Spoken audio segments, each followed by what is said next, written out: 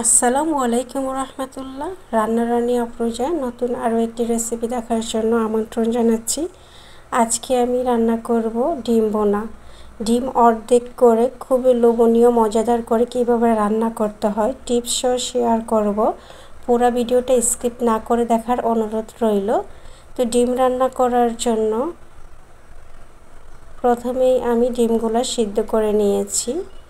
সিদ্ধ হয়ে যাওয়ার পর ভালোভাবে অর্ধেক করে কেটে নিয়েছি। আশা করি এই কাজটা সবাই পারেন। তো চুলার মধ্যে বসিয়ে দিয়েছি একটি কড়াই। কড়াইয়ের মধ্যে দিয়ে দিলাম রেগুলার রান্নার তেল, 1 চিমটি পরিমাণ লবণ, 1 চিমটি পরিমাণ হলুদের গুঁড়া দিয়ে এবার ডিমগুলোকে আমি তেলের মধ্যে দিয়ে দিচ্ছি। আশা করি দেখেই বুঝতে পারতেছেন যে ডিমগুলো আমি কিভাবে দিচ্ছি।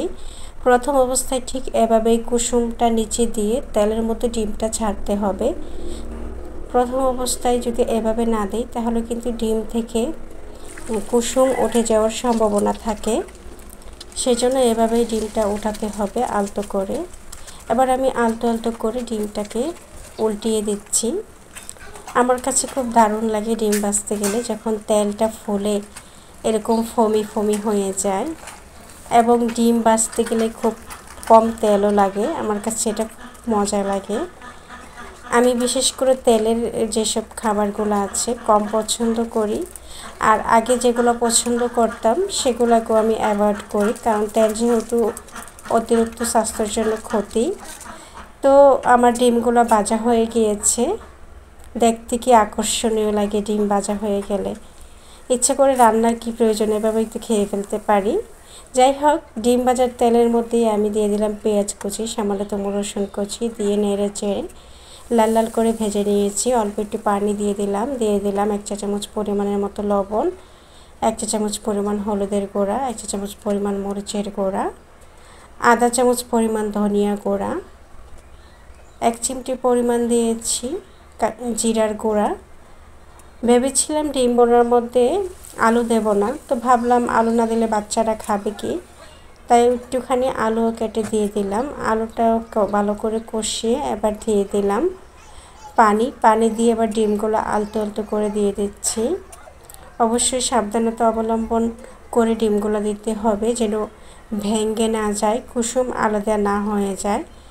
এবার ডিমগুলো দিয়ে আমি মিনিট 3 মতো কুক করে নেব। কুক করার সময় ভুলেও খুন্তি দিয়ে নাড়াচাড়া করা যাবে না, তাহলে কিন্তু ডিমগুলো থেকে কুসুম আলাদা হয়ে যাবে। একটু সাবধানতা অবলম্বন করে এই ডিমটা রান্না করলে খেতে দারুণ টেস্ট হয়, যা বলে বোঝানো যায় না। আমার তো এভাবে ডিম রান্না করলেই এত বেশি ভালো লাগে যে অনেক খেতে ইচ্ছে করে, প্রায় ইচ্ছা করে যে আমি এভাবে ডিম রান্না করি। তো ডিম রান্না সবাই পারেন, তারপরও এক একজনের রান্না এক এক রকম। তো আমি আমার রান্নাটা শেয়ার করলাম সহজ এবং সিম্পল করে। আমার রান্না যদি আপনাদের কাছে ভালো লাগে অবশ্যই বন্ধুরা লাইক কমেন্ট শেয়ার করবেন। ডিম ভাজা দিয়ে মানুষ ভাইরাল হয়ে যায়, আমি ডিম রান্না দিচ্ছি। আপনারা যদি ভালোবাসা এবং সাপোর্ট দেন, মহান আল্লাহ তাআলার যদি রহমত থাকে, ইনশাল্লাহ আমিও একদিন ভাইরাল হতে পারবো। তো আপনাদের সাথে কথা বলতে বলতে আমার ডিম রান্নাটা কমপ্লিট হয়ে গিয়েছে। আমি চুলাটা অফ করে দিয়েছি। ডিম রান্নাটা অনেক লোভনীয় হয়েছে, দেখতেই পারতেছেন কতটা লোভনীয়।